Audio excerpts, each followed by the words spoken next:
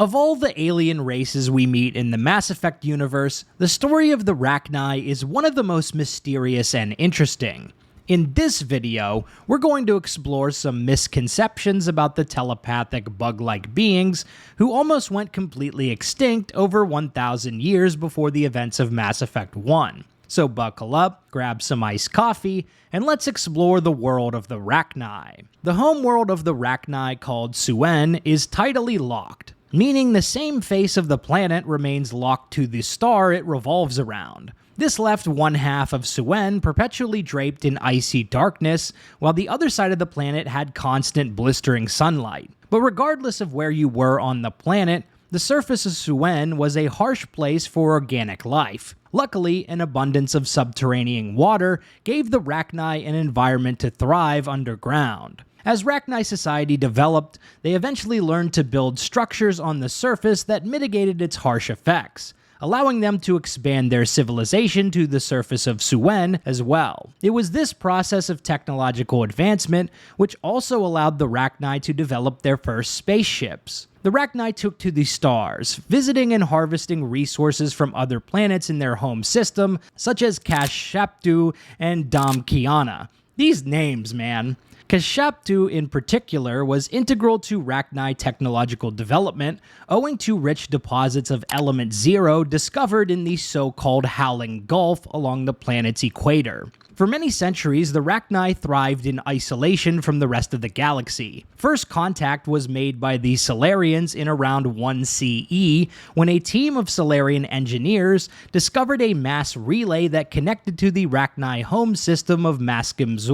Side note, the name of this star system may be a reference to the Simon Necronomicon, a grimoire published in the 1970s that blends Lovecraftian elements with Middle Eastern philosophy. MASKIM is roughly translated as evil fiend from Sumerian, which seems like an apt description for the Rachni given what happened next. When the Solarians arrived, the Rachni were in no mood to talk. They immediately captured the Solarian engineers, taking the opportunity to study their ship's Mass Effect drive. With their previous research on Element Zero that they discovered on Kashaptu, the Rachni were quickly able to reverse engineer the FTL drive of the Solarian vessel. This allowed the Rachni to construct their own faster-than-light capable ships and expand out into the galaxy, triggering a war with the Council races. The Council attempted to negotiate with the Rachni, but these efforts proved futile. They were unable to make contact with the Rachni queens dwelling below the planet's surface of Suen and other Rachni colonized worlds. The Rachni are a hive-mind intelligent race. Individual Rachni are issued mental commands or songs by a female Rachni queen who essentially runs all of her subjects or offspring. One Rachni queen can command thousands of individual Rachni workers, so dealing with the queen is essential if you're trying to have a conversation. This will come into play more later when we discuss indoctrination. The Rachni Wars were a bloody and devastating conflict that lasted roughly 1,000 years. For many years, the Rachni had the upper hand against the Council races, but it was the eventual intervention of the Krogan which turned the tide. The Solarians initially identified the Krogan as potential cannon fodder, owing to their hardy constitution, violent tendencies, and ability to reproduce at an alarming rate. But the Krogan were still well behind the other Council races in terms of culture and technology. Their homeworld of Tuchanka was a radioactive wasteland owing to a nuclear civil war. The Solarians, quote-unquote, uplifted the Krogan by providing them with advanced technology and relocating many of them to other planets that weren't irradiated hellscapes. They did this not as a matter of altruism, but as a way to train and recruit the Krogan into the war effort against the Rachni. The project was a huge success. For over a century, the Council had been losing ground to the Rachni, but the introduction of the Krogan tipped the scales in their favor. The Krogan went absolutely beast mode against the Rachni, driving them back into their home system, and eventually all the way back to their final stronghold, the homeworld of Suen. But the Krogan didn't stop there. When the Rachni retreated, the Krogan firebombed the surface of Suen with nuclear bombs and other weaponry, forcing the Rachni underground.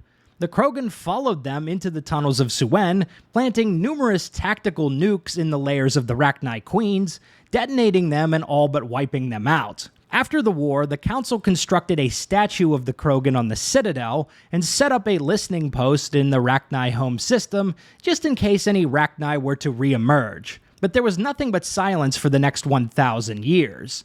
The craters left by nuclear devastation on the surface of Suen are still visible today, and occasionally research teams will visit and study the Rachni homeworld. We know the outcome of the Rachni Wars, the total extinction of an intelligent alien race, but the war leaves many questions for the player. Why did the Rachni attack in the first place? The Rachni are very territorial, so when the Solarians arrived, it is understandable that they sought to defend their homeworld. But the Rachni's territorial nature doesn't explain why they sought to expand and conquer the galaxy after first contact. And this is where indoctrination comes into play. There are 2 to 3 possible explanations outside of the Rachni's nature, which may explain their behavior during the Rachni Wars.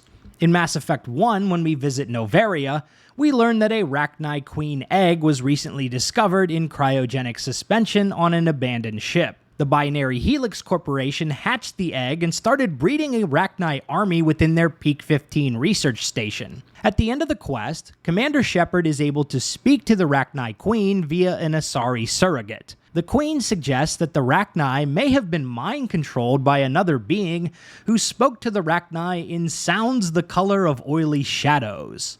If I let you live, would you attack other races again? No,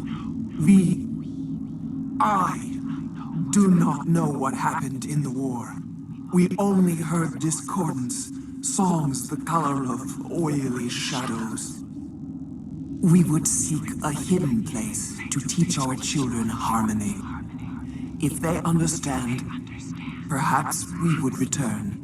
Shepard concludes that it was the Reapers which potentially indoctrinated the Rachni to attack the Council races and kick off the wars, but other evidence provided to us in Mass Effect 3 contradicts this claim. According to Garrett Bryson and his daughter Anne, the timeline of the Rachni's indoctrination doesn't coincide with the activity of the Reapers.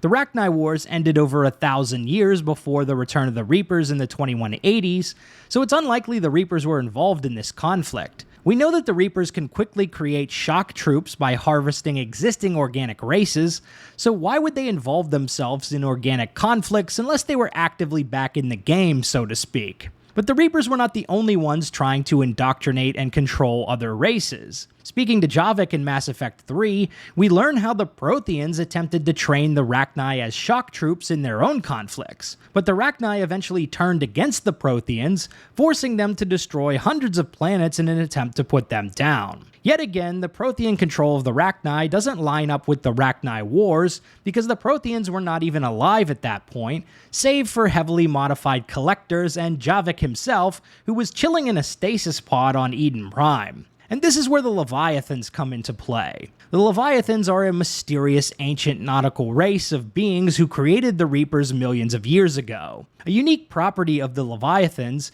is their ability to mind control weaker organic beings through the deployment of artifacts. Dr. Bryson theorized that perhaps the Leviathans indoctrinated the Rachni through careful deployment of artifacts on Suen. Their goal was to create an army of proxy troops that they could use to fight against the Reapers. March 7th, 2186.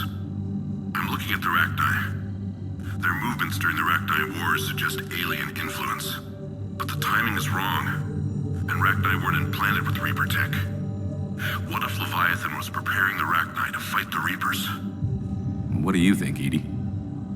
It is possible that Bryson's team is using ancient Rachni fleet activity to find Leviathan. The Rachni Wars were a sort of trial run for creating a Reaper-slaying army. The Rachni's hive mind nature is why they are so susceptible to mind control. Managing to indoctrinate a queen can lead to controlling thousands of Rachni. Add to this their aggressive potential, and the Rachni are the ideal thrall army. However, Dr. Bryson's theory about the Leviathans is not foolproof, and it opens up a lot of questions. The Leviathans were exceptionally good at staying secluded and remaining undetected by the Reapers for millions of years. They conducted small-scale surveys of the galaxy periodically to get the lay of the land, but for the most part they remained isolated. How would they manage to smuggle artifacts deep below the surface of Suen into the Rachni Queen layers? It's one thing to crash ships onto your planet and indoctrinate random individuals who are snooping into you. It's quite another thing to enthrall an entire race of intelligent beings